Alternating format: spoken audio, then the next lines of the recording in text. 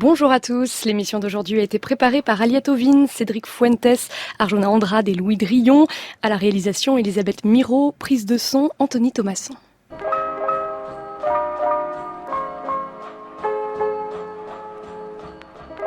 Entendez-vous l'écho? Tiffaine de Rocchini. Après l'époque de la Grande Paix au Japon entre le XVIIe et le milieu du XIXe siècle, voici venue peut-être celle des grands bouleversements.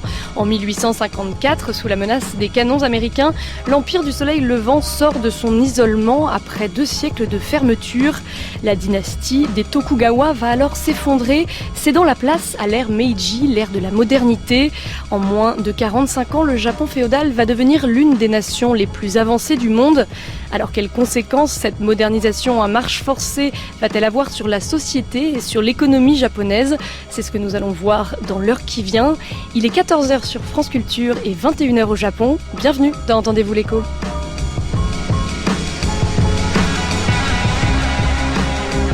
Nous allons explorer la modernité Meiji et ses limites en compagnie de Bernard Thoman, responsable du master études japonaises à l'INALCO, en compagnie également de Christine Lévy, maîtresse de conférences en études japonaises à l'université Bordeaux-Montaigne en duplex de France Bleu Gironde. Et en fin d'émission, on retrouvera Arjona Andrade qui nous donnera des nouvelles de l'écho.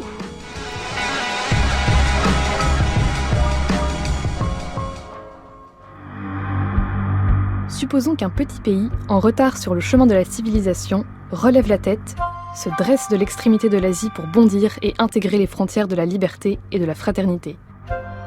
Il se mettrait à démanteler ses fortifications, à fondre ses canons, à remplacer ses vaisseaux de guerre par des navires marchands, à transformer ses soldats en citoyens, à appliquer avec ardeur les principes moraux, à apprendre des techniques industrielles. Il se métamorphoserait ainsi en un parfait disciple de la philosophie.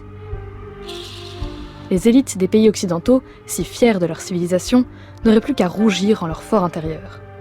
Mais supposons encore que, faisant preuve non seulement d'absence de scrupules, mais de plus de cruauté et d'acharnement, et profitant de notre désarmement, ces pays civilisés nous attaquent avec une extrême violence, et qu'à cela nous leur répondions sans diriger aucune arme contre eux, sans charger aucune balle, avec respect et politesse. Que leur resterait-il à faire ? Brandir une épée, aussi affûtée soit-elle dans l'air, ne changera rien au mouvement et à la circulation de l'air. À nous de ressembler à cet air. Christine Lévy et Bernard Thoman, bonjour. Bonjour. Bonjour. Et merci beaucoup d'être avec nous. Alors on vient d'entendre un extrait du dialogue politique entre 3 ivrognes de Nakae Shomin, lu par Aliette Ovine de l'équipe d'Entendez-vous l'écho. Shomin a été l'un des chroniqueurs de cette période de formidables bouleversements pour le Japon. Christine Lévy. Oui, tout à fait, oui. Donc on prononce Chōming en japonais. Il est parti en France très tôt. Il venait d'une province de Shikoku, l'île de Shikoku, et il est parti avec la mission Iwakura qui comprenait la moitié du gouvernement, du nouveau gouvernement, et 50 fonctionnaires et étudiants qui sont partis faire un voyage d'études en Occident, justement. Donc il a vécu 2 ans, de 72 à 74 en France, à Lyon et à Paris. Et il est revenu au Japon où il a créé une école d'études de français. Et ce texte, cet extrait de texte que vous avez lu, est publié en 1887.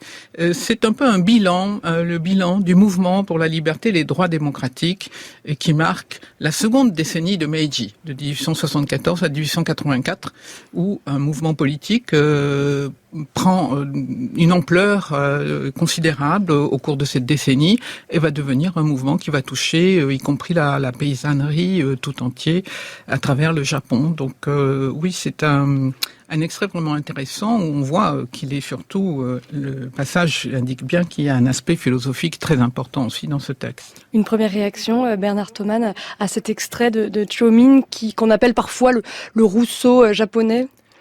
Oui, alors on voit bien l'espace qu'il pouvait y avoir entre, la philosophie et les réalités géopolitiques de l'époque, parce qu'un des slogans de la restauration Meiji, c'est Fukoku Kyohei, qui veut dire « à pays riche, armée forte ». C'est-à-dire que enrichir le pays par l'introduction d'économies de marché, l'industrialisation, pour pouvoir construire une armée forte qui pourra se défendre. Alors, mais dans le même temps, c'est le paradoxe du Japon de cette époque. Vous avez effectivement un désir de répondre à ce que des historiens ont appelé des normes de civilisation, c'est-à-dire se conformer à une certaine idée de la civilisation. Et c'est pour ça aussi qu'on parle des Lumières. Et effectivement, on voit bien là tout le paradoxe de ce Japon qui est confronté à la pression des pays coloniaux, occidentaux. Christine Lévy, est-ce que cette comparaison entre l'ère Meiji et les Lumières françaises vous paraît pertinente et pourquoi est-ce qu'on parle justement aussi des Lumières? C'est aussi parce que le nom même de Meiji signifie lumière. Oui. Alors, le nom même de Meiji, c'est une référence à un texte ancien, le livre des mutations de la Chine classique, donc de plusieurs millénaires. Et donc, le nom de Meiji lui-même ne fait pas vraiment référence aux Lumières occidentales, puisque c'est plutôt le nom qu'on donne à l'empereur dans le cadre là de la restauration de la légitimité unique de l'empereur face à la disparition du shogunat. En revanche, les Lumières, c'est effectivement un terme qui est utilisé par les intellectuels, les penseurs de l'époque. Donc il y a quand même deux niveaux, c'est-à-dire l'aspect politique qui est plutôt le retour à une nomenclature classique de l'Antiquité japonaise qui elle-même est issue de l'Antiquité chinoise, alors que chez les intellectuels, effectivement, on parle des Lumières, mais c'est un autre mot que Meiji. C'est pas du tout le même terme. C'est l'ouverture à la civilisation, l'ouverture à la culture. Mais vraiment le mot d'ordre de cette époque, je pense, c'est le terme de civilisation. C'est un mot clé, on n'emploie pas le terme de modernité. C'est un terme qui va apparaître après plutôt dans les années 1910. Et donc là, ce que nous on appelle modernité, pour les contemporains de Meiji, c'est la civilisation, et la civilisation, c'est la civilisation occidentale à cette époque-là. Alors comment l'ère Meiji advient-elle? Revenons à cet épisode de 1854. 7 navires de guerre du commodore américain Perry se présentent dans la baie d'Edo, qui deviendra plus tard Tokyo, et obligent le Japon à sortir d'un isolement vieux de 2 siècles, Bernard Thomas. Oui. Alors, les bateaux arrivent en 1853 et ils reviennent en fait, parce qu'on donne donc au shogunat un temps de réflexion et ils reviennent l'année suivante. Et c'est à ce moment-là, après avoir débattu avec les principaux seigneurs, aussi avec la cour impériale, c'est une des premières depuis longtemps qu'on demande son avis à la cour impériale, on décide finalement, de signer ce traité, le traité dit de Kanagawa, qui effectivement ouvre 2 ports de relâche, disons 2 ports qui ne sont pas stratégiques, qui sont le port de Hakodate, au sud de l'île de Hokkaido, et puis le port de Shimoda, qui se trouve à peu près à 150 km d'Edo à l'époque. Simplement, cette ouverture, c'est évidemment un très grand choc, parce que ce traité d'amitié sera suivi de traités de commerce en 1858, qui sont en fait des traités inégaux, qui sont calqués sur les traités qu'ont signés les puissances, notamment la Grande-Bretagne avec la Chine, et qui sont des traités humiliants. On les appelle les traités inégaux. Et c'est un grand choc parce que le Japon ressent ça comme une humiliation, et en particulier les fiefs qui sont les plus à la pointe de l'idée de restauration impériale et d'une idée nationaliste qui commence à germer, de fierté nationale. Ce sont ces traités inégaux de 1858 qui entraînent notamment, 10 ans plus tard, l'abdication du dernier shogun de la dynastie Tokugawa, qui détenait alors le pouvoir politique. Christine Lévy?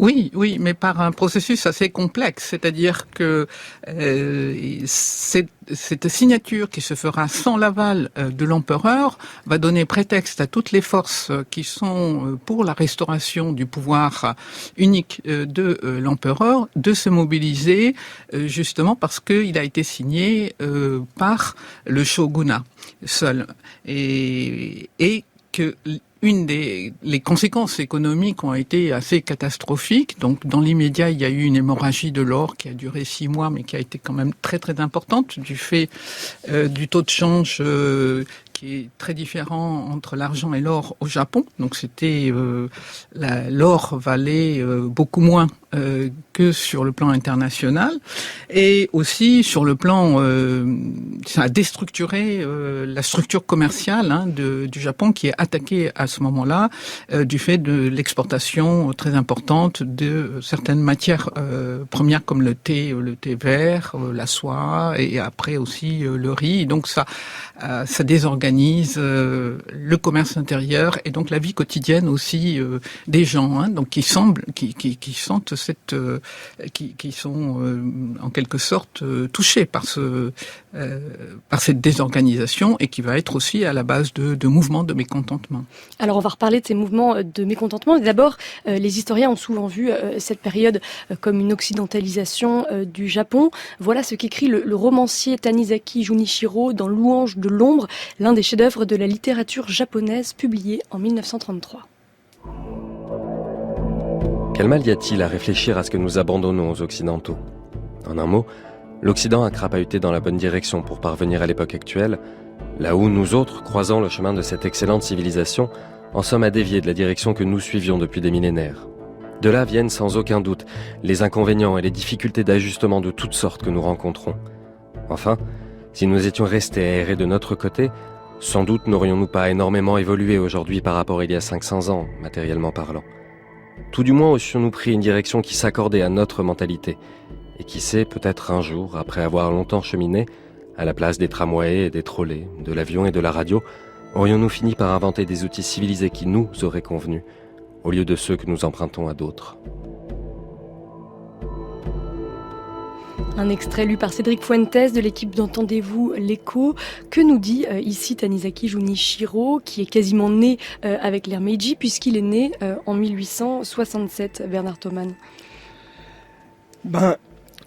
Alors il regarde, la restauration Meiji quand même plus de 60 ans plus tard. Donc évidemment, ce qu'il dit nous dit beaucoup des années 30, mais ça ne dit pas automatiquement ce que les gens à l'époque du début de Meiji ou de la fin de la période Edo pensent. Néanmoins, ça montre quand même l'ambivalence des Japonais vis-à-vis de la modernité et d'occidentalisation.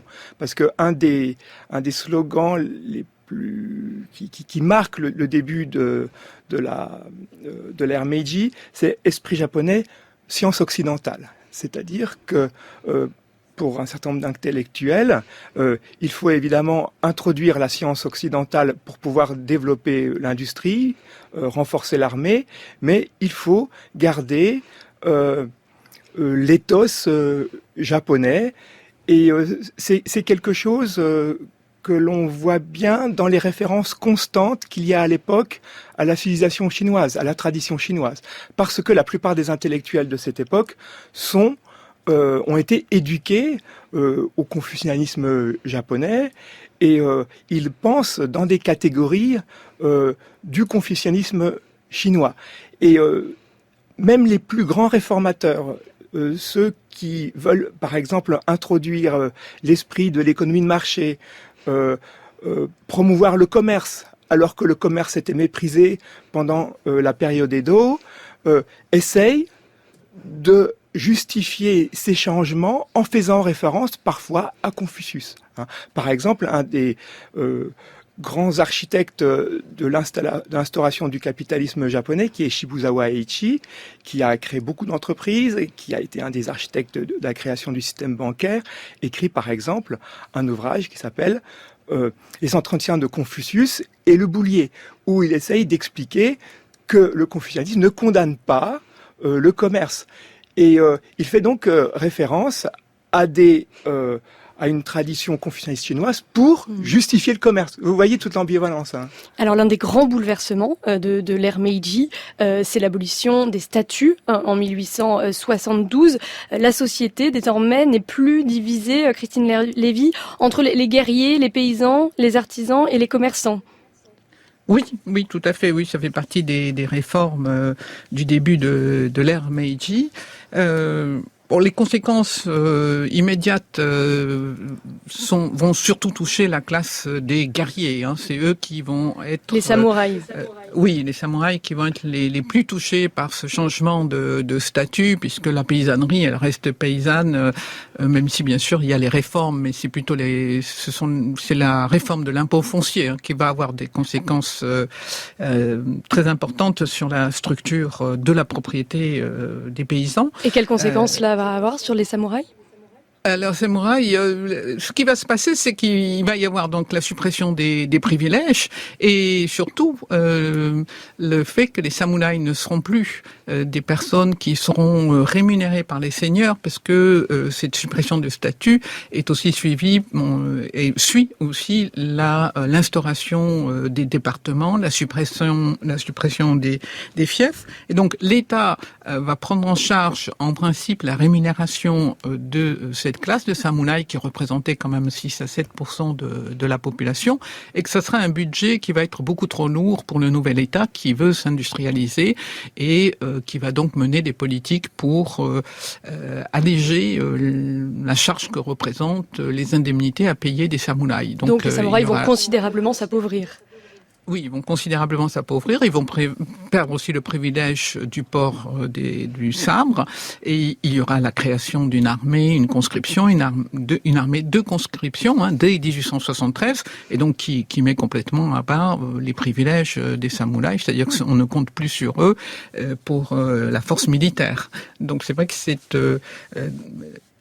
immédiatement, c'est vraiment la classe des samouraïs qui en pâtit le plus. Avec certains samouraïs on parle à l'époque de commerce de samouraïs dans un sens péjoratif, parce que justement dans le confucianisme, ils étaient dans la catégorie lettrés qui méprisaient le commerce et donc sont très peu au courant des méthodes de gestion commerciale. Et en même temps, donc Christine Lévy l'évoquait, cette abolition des fiefs en 1871 donne à la population la liberté de circuler. C'est ce qui entraîne la création au Japon d'un prolétariat moderne, désormais libre de vendre sa force de travail. Bernard Thoman ? Alors, la naissance du prolétariat industriel ne va pas se faire en quelques jours. Elle va être progressive. Mais je voudrais rebondir sur ce qu'a dit Christine Lévy tout à l'heure, qui a évoqué la réforme de l'impôt foncier de 1873. C'est une réforme absolument essentielle. Parce que jusque-là, l'impôt était payé par les villages et c'était un pourcentage de la récolte. Et ce n'était pas un impôt qui était payé individuellement, mais collectivement par le village. Si la récolte était mauvaise, le risque, en quelque sorte, était partagé par le seigneur. Là, c'est un impôt qui est calculé sur la valeur monétaire de la culture, de la parcelle. Donc, parallèlement à cette mise en place de l'impôt foncier, on va calculer la valeur monétaire de plus de 80 millions de parcelles de culture au Japon, et on va faire des paysans des propriétaires. Mais des propriétaires, des petits propriétaires, souvent très petits même, qui doivent payer un pourcentage donc de la valeur monétaire de leur terre qui est fixe et qui ne varie pas en fonction de la récolte. Et ce qui fait que, alors dans un premier temps, les historiens ont considéré que ça ne va pas véritablement avoir un impact sur le niveau de vie des paysans, sur la vie des paysans, mais ça va surtout avoir un impact après ce qu'on appelait les réformes de Matsukata. Donc en 1881, vous avez une politique déflationniste, et là il y a un effondrement des prix, et là il y a énormément de petits paysans qui ne seront plus en mesure de payer cet impôt qui ne varie pas, et ces paysans vont souvent tomber en métayage, c'est-à-dire qu'ils vont devoir vendre leurs terres, ou ces terres vont être confisquées, et ces paysans donc vont devenir en fait des prolétaires des campagnes. Et c'est eux qui vont nourrir la main-d'œuvre industrielle plus tard, en grande partie. C'est ce qui explique, Christine Lévy, les contestations de plus en plus importantes du monde agricole au début de cette ère Meiji. Oui, tout à fait, oui. Alors, je pense que Bernard a bien expliqué ce changement de système, et c'est un changement, là, c'est vraiment un changement fondamental, puisque le régime de propriété était celui, formellement en tout cas, qui avait été mis en place en 645. Donc vraiment, là, je pense qu'on peut parler de révolution foncière, pratiquement. Il y a une première série de révoltes très importantes dès les années 1870, en particulier lorsque se développe un mouvement pour l'appel à une assemblée nationale, les paysans vont s'intégrer dedans, puisque dès que l'impôt est fixé à 3% de la valeur monétaire, parce que ce qu'il y a aussi, c'est que l'impôt désormais doit être payé en argent. Donc les paysans doivent vendre sur le marché, etc. Et là, les révoltes sont très importantes, à tel point que le gouvernement va reculer assez vite et va faire passer ce taux d'imposition de 3% à 2,5%. Pratiquement, toutes les régions se soulèvent contre cet impôt et aussi contre la conscription, parce que la conscription fait très peur, d'autant plus que ça veut dire une perte de main-d'œuvre, et en plus une main-d'œuvre précieuse des jeunes hommes. À l'époque, le service militaire étant de 3 ans, ça pouvait ruiner une famille. Et puis ensuite, les samouraïs instrumentalisent les révoltes paysannes et provoquent même une guerre civile en janvier 1877 à Satsuma. Oui, alors là, c'est vraiment la révolte des samouraïs. Ils n'instrumentalisent pas vraiment. On peut dire que, d'autant plus qu'à Satsuma, la population samouraï et paysanne n'étaient pas vraiment distinctes. C'est-à-dire que les régions qui avaient été soumises après la victoire des Tokugawa, comme Satsuma ou à Shikoku, sont des régions où les militaires ont eu l'autorisation de garder des terres, ce qui n'était pas le cas dans d'autres régions. Donc on avait beaucoup de paysans militaires qui n'étaient pas riches du tout. Donc il n'y a pas d'instrumentalisation. En fait, il y a des intérêts communs entre des paysans et des samouraïs dans ces régions-là. Ça explique un peu la mobilisation aussi dans cette région.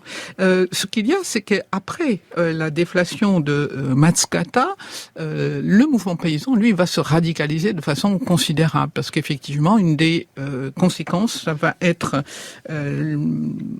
que beaucoup de paysans seront acculés à vendre leurs terres, ils sont petits propriétaires, et une prolétarisation qui va commencer effectivement dans les années 1880-1890, parce que beaucoup de fils de paysans seront obligés d'aller en ville pour trouver du travail, ne pouvant plus travailler la terre. Alors une prolétarisation agricole, on l'entend bien, mais également ouvrière, industrielle, et cela d'autant plus qu'avec l'ouverture donc des ports japonais aux marchandises occidentales à partir de 1854, comme on l'a vu, de nouveaux secteurs se développent, Christine Lévy.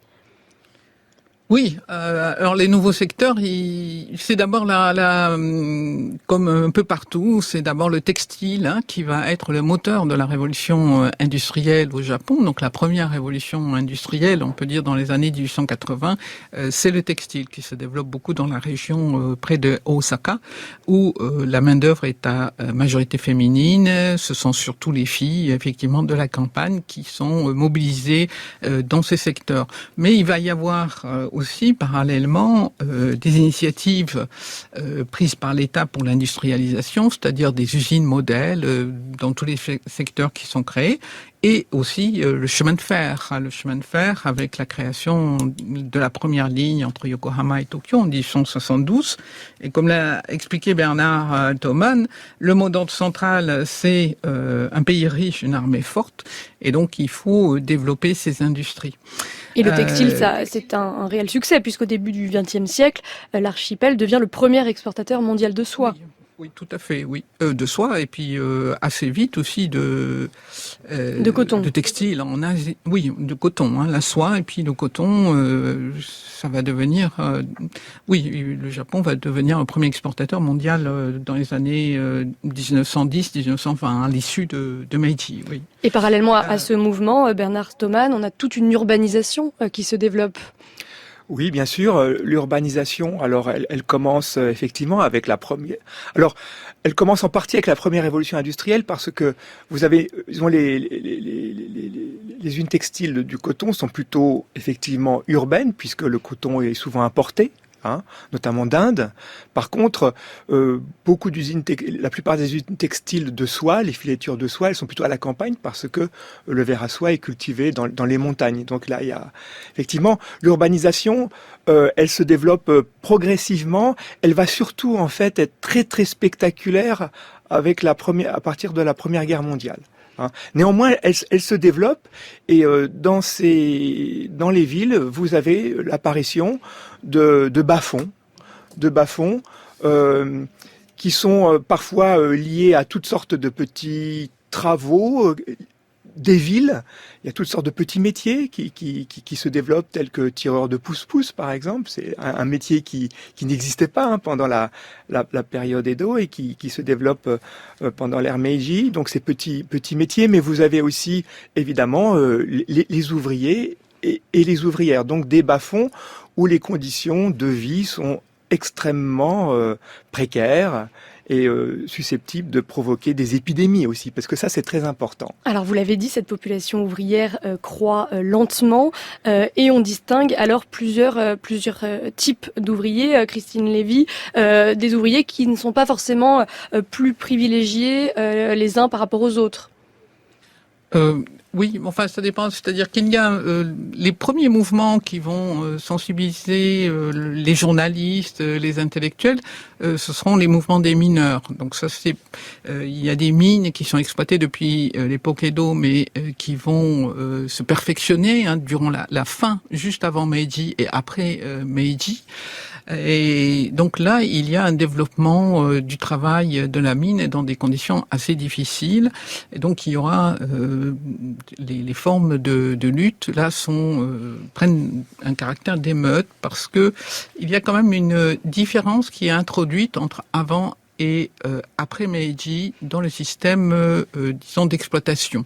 Du fait de la systématisation et du fait de creusement de mines plus profondes, il devient assez difficile de recruter étant donné les conditions de travail. Donc il y a une part de prisonniers qui vont travailler dans ces mines et ça va créer des conflits puisque il y a une détérioration très importante des conditions de travail. Et ça va contribuer à former une image, pardon de vous interrompre, mais très très négative des mineurs dans la société japonaise, Christine Lévy.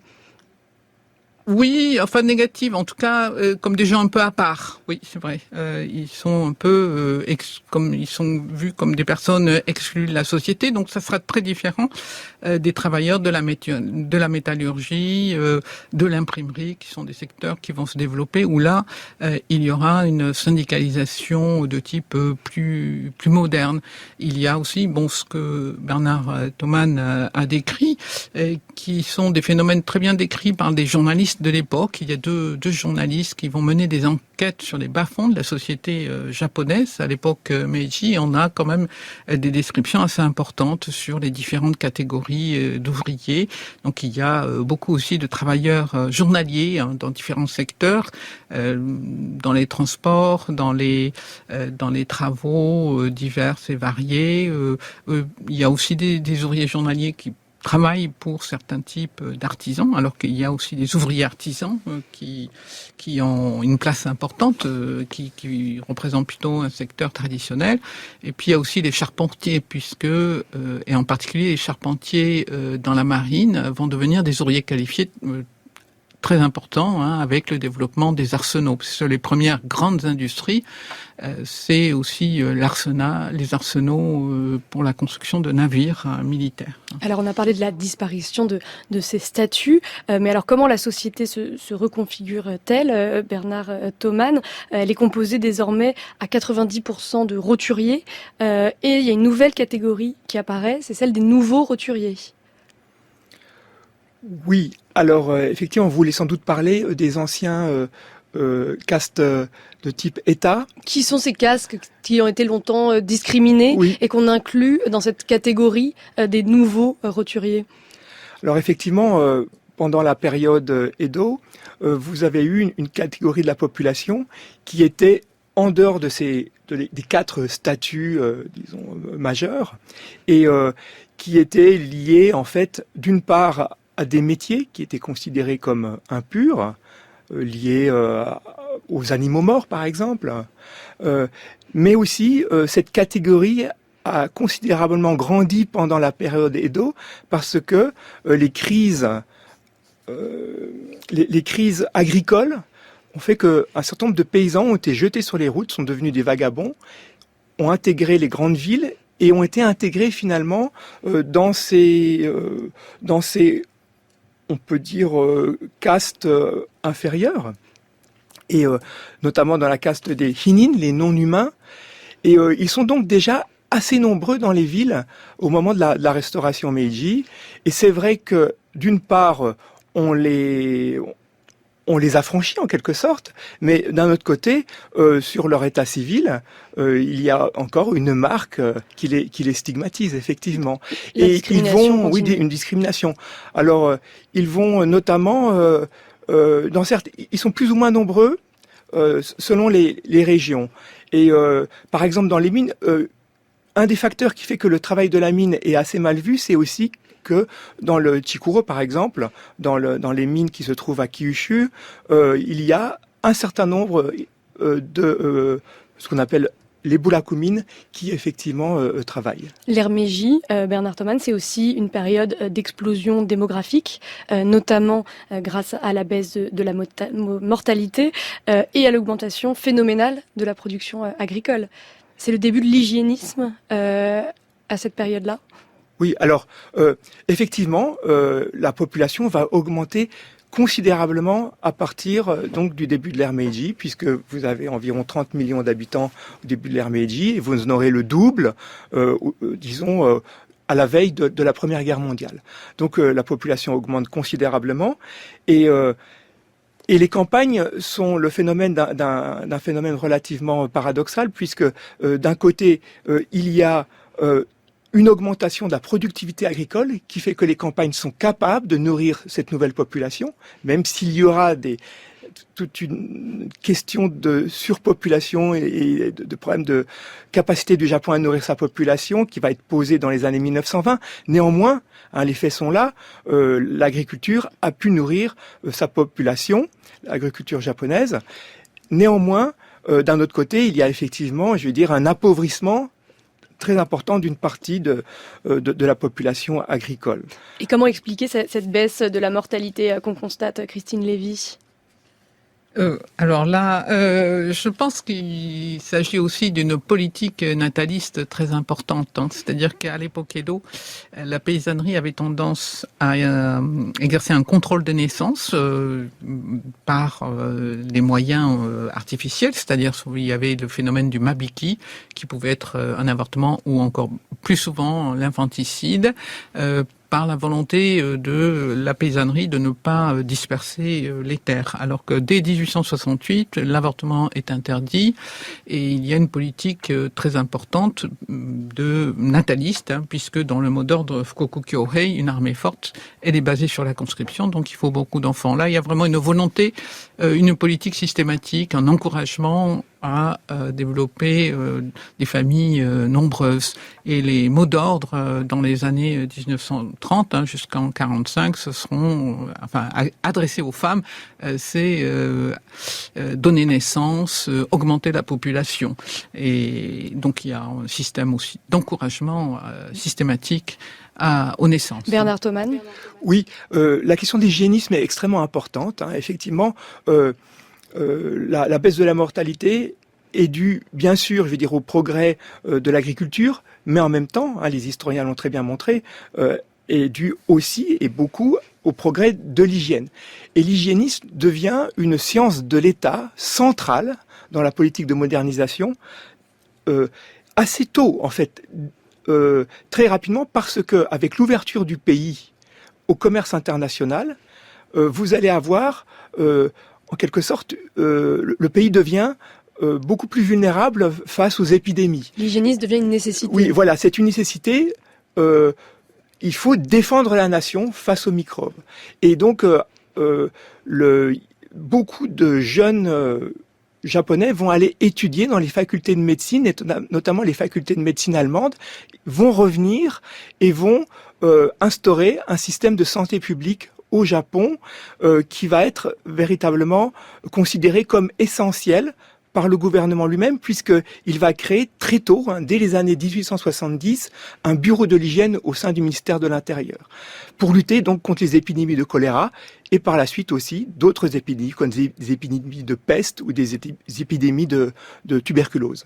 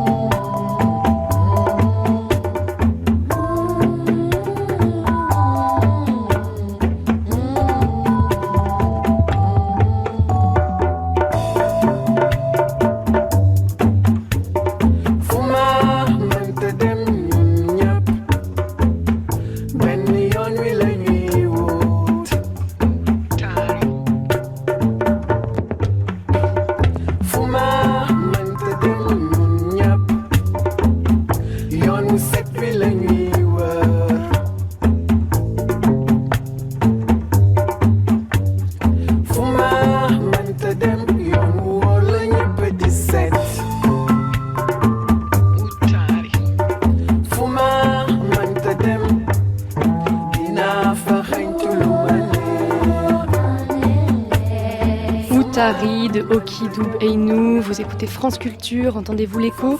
Nous sommes en compagnie de Christine Lévir du Plex de Bordeaux et de Bernard Thoman pour parler des transformations économiques et sociales de l'ère Meiji. Alors on a parlé des révoltes paysannes, mais il va y avoir évidemment des conflits ouvriers tout au long de cette période.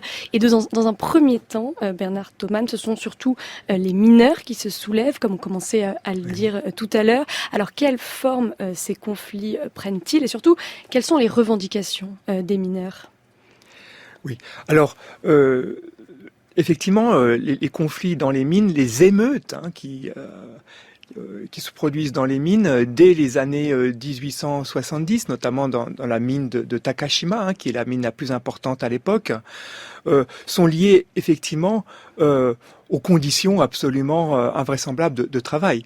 C'est un métier très dangereux et souvent ces mineurs sont soumis au pouvoir d'intermédiaires. C'est-à-dire qu'il y a un système de recrutement qui fait que ces mineurs sont recrutés par des recruteurs professionnels qui les amènent dans les mines et qui ensuite gèrent leur quotidien. C'est-à-dire gèrent les baraquements dans lesquels ils sont logés, leur prêtent de l'argent souvent, parce que ces mineurs qui vivent souvent seuls jouent à des jeux d'argent, s'endettent assez facilement, et donc sont souvent endettés vis-à-vis de ces intermédiaires, et ces intermédiaires les tiennent en quelque sorte par la force et par la violence. Un mineur qui veut s'enfuir de la mine peut être rattrapé et parfois exécuté ou battu à mort. Ce sont des choses qui ne sont pas rares. Et il y a un milieu d'extrême violence. Et donc, parfois, ces révoltes ne sont pas liées à des revendications très articulé, mais à une sorte de ras-le-bol de la situation dans laquelle ils sont plongés. Parfois, il s'agit aussi de revendiquer un meilleur statut parce qu'ils sentent bien qu'ils sont méprisés par le reste de la société. Ces intermédiaires, Christine Lévy, peuvent être des grandes familles locales, mais aussi des compagnies occidentales qui viennent exploiter à la fois les mines de cuivre, mais aussi les mines de charbon qui sont nécessaires à l'industrie. Oui, bon, les recruteurs ce ne sont pas les entreprises occidentales. Là, les entreprises occidentales vont fournir des ingénieurs au départ, mais les recruteurs, c'est un système qui existait au Japon déjà avant. On les appelait oyakata, qui veut dire le parent, et c'est un système plutôt issu de la société féodale qui persiste encore dans le travail des mines. C'est vrai que ce système va rester en place avec un chef pour chaque baraquement, avec des conditions de logement extrêmement précaires, et ce système aussi où les mineurs dépendent effectivement de ces recruteurs pour l'achat aussi de la nourriture, donc pour le logement, l'achat de la nourriture, etc. Et quelle est la réponse qui est apportée à ces protestations, Christine Lévy, et des protestations qui apparaissent également dans les usines à ce moment-là? Oui. Alors dans les mines, il y a eu des émeutes, et il y a eu aussi des émeutes qui ont fait la une de la presse. En tout cas, c'est le cas en 1878, lorsqu'il y a 2000 ouvriers de l'île de Takashima qui se soulèvent, et ce sont des émeutes qui sont très durement réprimées, avec beaucoup de décès à chaque fois. Donc la répression est très forte, et l'État va aussi commencer à gérer ces mines, et dans un premier temps, à partir de 1873, et puis au moment de la déflation de Matsukata, ces mines vont être vendues à des entreprises comme Mitsubishi. C'est le cas de Takashima, qui sera vendu à Mitsubishi, où les conditions, à ce moment, s'aggravent encore plus. Donc là, je pense que Bernard Thoman connaît un peu mieux ce mouvement. Oui, alors pour comprendre les conditions de travail extrêmement précaires, terribles des ouvriers de cette époque, il faut comprendre aussi comment fonctionne le capitalisme de cette époque. C'est un capitalisme extrêmement peu régulé qui se met en place. Alors vous avez soit des grandes familles fortunées qui se lancent dans le capitalisme, mais vous avez aussi un système de entreprise par action aussi qui se met très tôt en place, et vous avez donc des grands propriétaires terriens, des anciens daimyo, des anciens seigneurs. Les daimyo, ce sont oui, donc voilà, les nobles. En tout cas, les gens qui ont de l'argent à cette époque veulent investir dans des affaires extrêmement rentables. Et en général, les dividendes qui sont proposés sont extrêmement élevés. Et donc, il faut, en quelque sorte, extraire le maximum de cette main-d'œuvre. Et ça explique à quel point les conditions de travail sont très précaires. Et il y a un événement qui va jouer un rôle important, c'est la guerre sino-japonaise de 1894. Elle va jouer un rôle sur le développement de l'archipel, parce qu'il va y avoir de grands bénéficiaires de cette guerre au Japon, et en particulier le nombre de banques qui explose à cette période dans l'archipel, et puis les compagnies de chemin de fer aussi qui vont bénéficier de la guerre. Oui. De quelle façon, Bernard Thoman ? Alors, la guerre sino-japonaise de 1894-1895, puis après il y a aussi la guerre russo-japonaise, je ne sais pas si vous voulez en parler, mais c'est deux guerres en fait qui jouent un très très grand rôle dans le développement de l'économie japonaise, parce que il y a des commandes militaires importantes. Ça stimule l'économie. Et puis après la guerre sino-japonaise, dans la première guerre sino-japonaise, vous avez des indemnités qui sont payées par la Chine et qui sont extrêmement importantes. Et il faut peut-être réexpliquer le contexte. C'est une guerre qui se passe autour de la Corée, une guerre d'influence entre la Chine et le Japon. Oui, bien sûr. Le Japon avait des vues sur la Corée dès les lendemains de la restauration Meiji, ou de la rénovation Meiji. Certains historiens préfèrent parler de rénovation Meiji. Et dès le lendemain, le Japon voulait faire rentrer la Corée dans sa sphère d'influence. dans les années 1870, il choisit finalement de ne pas aller en Corée. Mais il garde des vues sur la Corée, et effectivement, la guerre russo-japonaise, c'est une guerre qui est menée... Sino-japonaise. Sino-japonaise, c'est une guerre qui est menée parce que le Japon perçoit l'intérêt des Russes sur cette péninsule. Et il estime qu'il faut en quelque sorte sécuriser le périmètre. Et il va donc effectivement réussir à imposer non pas un contrôle tel qu'il va l'avoir par la suite, mais il réussit à s'installer en quelque sorte sur le continent à cette époque. Donc on a des bénéficiaires de cette guerre sino-japonaise. Il y a une forme d'euphorie à cette période, mais toutefois en 1897, l'économie japonaise entre en crise. L'année 1897, Christine Lévy, c'est l'année du record du nombre de grèves, 116 en tout, et ce sont des conflits qui évoluent, puisque dans la décennie 1880, par exemple, les ouvrières du textile se mettent également en grève. On voit qu'il y a une transformation, une évolution de ces conflits ouvriers, Christine Lévy. Oui. Alors cette évolution, elle est liée aussi au fait que ça touche des secteurs différents, c'est-à-dire que les grèves de 1897 sont beaucoup plus nombreuses, touchent beaucoup plus de différents secteurs. Alors qu'en 1880, ce sont des ouvrières qui protestent contre les conditions de travail qui sont très dures et contre des injustices. Il y a déjà aussi du harcèlement sexuel dès cette époque. Et donc 97, c'est aussi le fait qu'il y a un retour de nombre d'émigrés japonais et qui, après un séjour d'une dizaine d'années aux États-Unis, reviennent au Japon après la guerre sino-japonaise et vont jouer un rôle très actif pour l'organisation de nouveaux syndicats.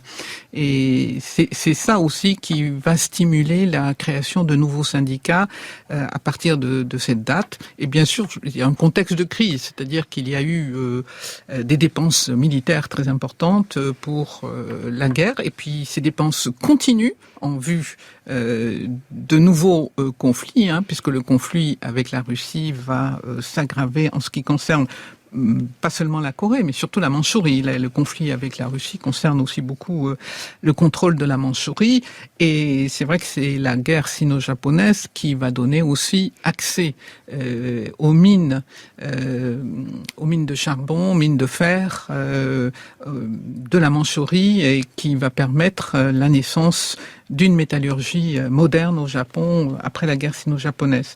Et on aura un peu le même phénomène au lendemain de la guerre russo-japonaise, qui sera encore aggravé parce qu'il y aura une déception par rapport à toute la propagande qui avait été faite sur le fait que le Japon allait gagner, et donc il y avait une attente d'indemnité.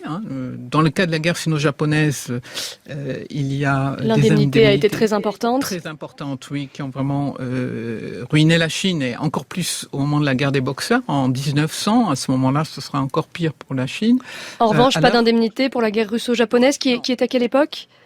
En 1905, 1904 et 1905.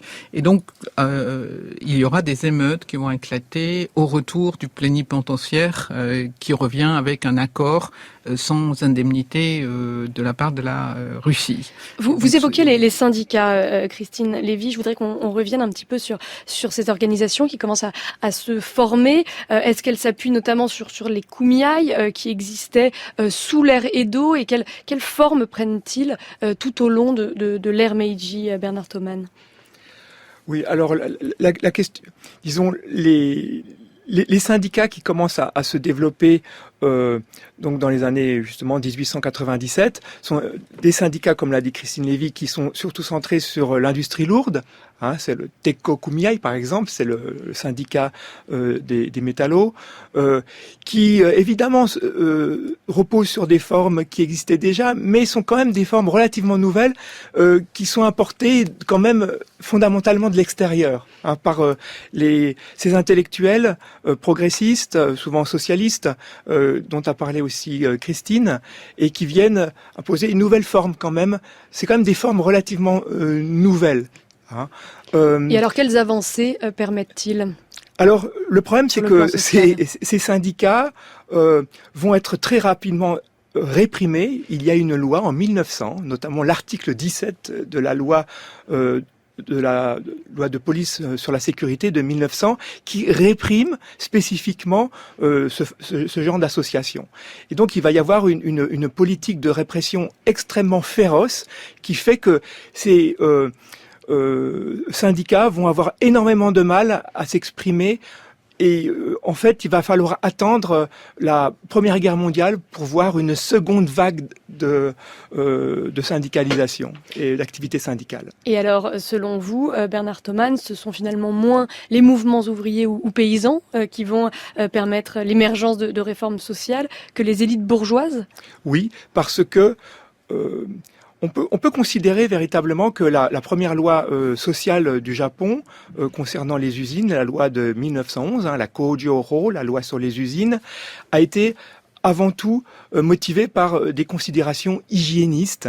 C'est-à-dire qu'on s'est rendu compte que dans les usines, il y avait des épidémies, notamment des épidémies de tuberculose, mais pas seulement, parfois des épidémies de peste aussi, avec le coton qui venait d'Inde, et qui effectivement mettaient en danger la population dans son ensemble. Parce que souvent, lorsqu'une ouvrière était malade de la tuberculose, on avait tendance à la renvoyer dans son village. Et là, elle contaminait le restant de la population.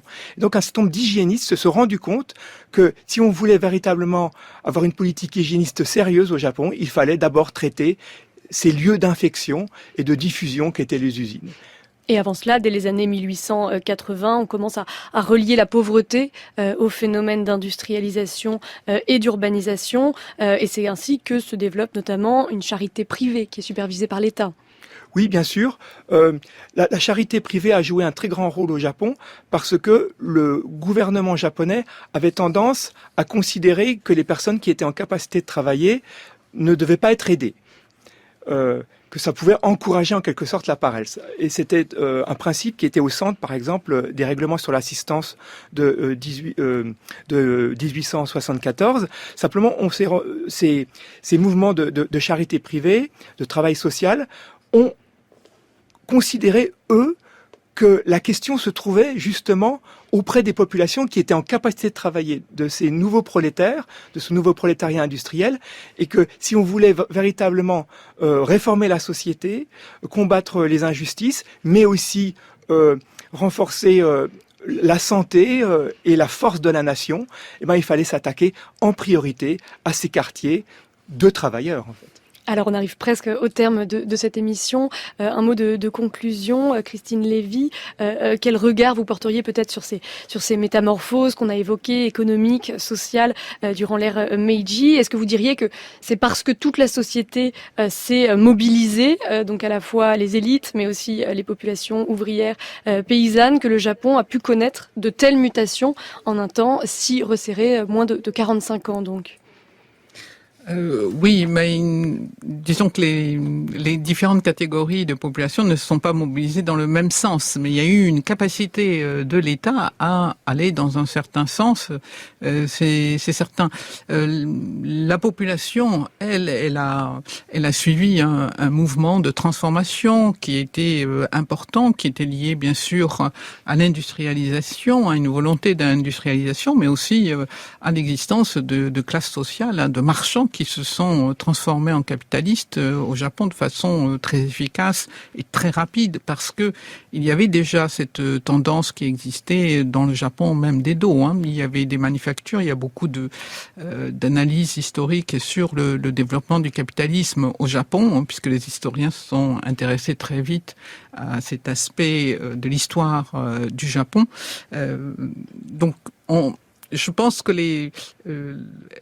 ceux qui travaillaient, c'est-à-dire la paysannerie pauvre ou les ouvriers d'usine, ont cherché eux à améliorer leurs conditions de travail. Et donc il y a aussi un courant syndical. Donc parmi ceux qui étaient revenus des États-Unis, il y avait un courant socialiste important qui va lui-même se diviser en différents courants et qui va avoir une certaine influence dans un premier temps dans certains secteurs ouvriers, mais il y a aussi un courant syndicaliste qui prône, c'est le cas de Tanaka Fusataro, qui prône surtout l'élévation des salaires pour que la modernisation se fasse au profit de la classe ouvrière et qui défend l'idée qu'il faut développer un marché intérieur pour que le Japon devienne une puissance industrielle conséquente et qu'il faut donc une augmentation des salaires dans l'intérêt même du capitalisme japonais. On en reparlera dès demain. Réalisé plutôt après-guerre. Voilà, et bien justement, ce sera notre sujet demain, les mutations du capitalisme japonais après la Seconde Guerre mondiale.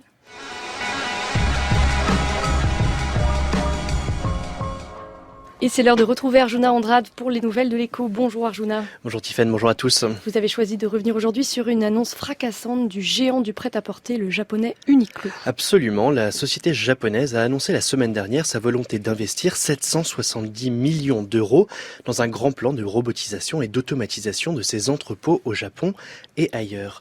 Cet investissement massif doit lui permettre de s'armer face à son principal concurrent, le géant américain Amazon, qui occupe une place chaque jour plus importante dans le secteur de la mode en ligne. Un système qui permettra surtout au groupe nippon de réduire drastiquement ses dépenses en personnel, car bien sûr cette automatisation en marche forcée ne se fait pas sans conséquences sur l'emploi. Dans son entrepôt pilote d'Ariake à Tokyo, la robotisation a entraîné une réduction de près de 90% du nombre de salariés. Paradoxalement, les robots sont présentés au pays du soleil levant comme une solution face au manque de main-d'œuvre. Oui, c'est même un argument largement diffusé au Japon qui voit dans cette modernisation une réponse à la pénurie de main-d'œuvre dont nous parlions d'ailleurs hier. Mais investir dans la production mécanisée, c'est surtout une manière de faire des économies de long terme. Une fois l'investissement réalisé, pas de cotisation à payer, pas de baisse de productivité ou encore pas de risque de grève.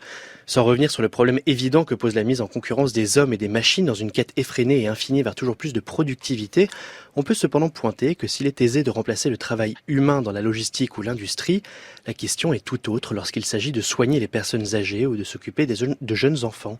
Or, ce sont justement ces secteurs qui connaissent les plus importants besoins en main-d'œuvre. En réalité, passer de l'industrie au service, de la manutention à la relation, ne revient pas seulement à doter les machines de paroles, c'est croire en la possibilité d'un échange, d'une identification, d'une forme de sympathie réciproque entre robots et humains. Les ingénieurs ne se laissent cependant pas impressionner par cette faille qui sépare toujours humains et robots. Effectivement, cela ne semble pas inquiéter outre mesure les roboticiens et autres chercheurs prométhéens qui nous prédisent que tôt ou tard, robots et humains coexisteront dans toutes les strates de la société. Une volonté de coexistence qui passe en réalité par un travail sur la forme et l'apparence des robots et notamment sur l'achèvement d'un faciès de plus en plus ressemblant au visage humain. Les spécialistes de la robotique s'accordent pour expliquer que la forme humanoïde serait plus facilement acceptée. Oui, il semblerait que le cerveau humain ait de nombreuses fonctions lui permettant de reconnaître d'autres humains, des semblables avec qui il lui serait naturel d'échanger. C'est aussi l'idée que l'on retrouve chez le philosophe Emmanuel Lévinas qui expliquait dans Totalité et Infini que le visage est ce qui nous ouvre à autrui. C'est une irruption de l'autre dans notre existence, autre que nous reconnaissons comme notre semblable, grâce à ce visage qui ne se laisse pas enfermer dans une pure forme, mais qui déborde selon l'expression du philosophe. C'est donc ce débordement que les concepteurs et les producteurs de robots s'entêtent à saisir, à capturer et à reproduire. Une quête qui pourrait cependant être contre-productive. Oui, si on en croit le grand théoricien de la robotique, le japonais Masahiro Mori, celui-ci exprimait en effet dès 1972 la théorie selon laquelle plus un robot androïde est similaire à un être humain, plus ses imperfections nous paraissent monstrueuses. Cette théorie, baptisée du nom poétique de vallée de l'étrange, exprime ainsi l'idée que mise en présence d'une machine qui tenterait de reproduire avec trop de perfection la réalité du visage, l'observateur serait en réalité saisi d'un profond malaise face à ce robot trop humain. Une idée à garder à l'esprit alors que face au vieillissement de sa population, le Japon envisage de recourir massivement à ces robots humanoïdes, non seulement dans les services d'accueil, mais aussi pour s'occuper de ces personnes âgées, au risque pourtant d'encore plus les isoler.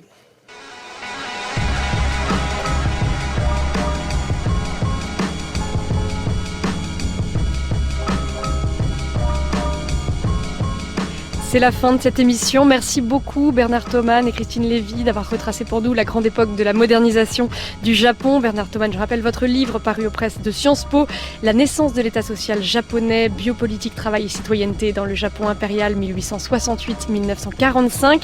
Et le vôtre, Christine Lévy, Genre et modernité au Japon, publié aux presses universitaires de Rennes. N'hésitez pas à écouter nos émissions et notamment celle d'hier consacrée au Japon.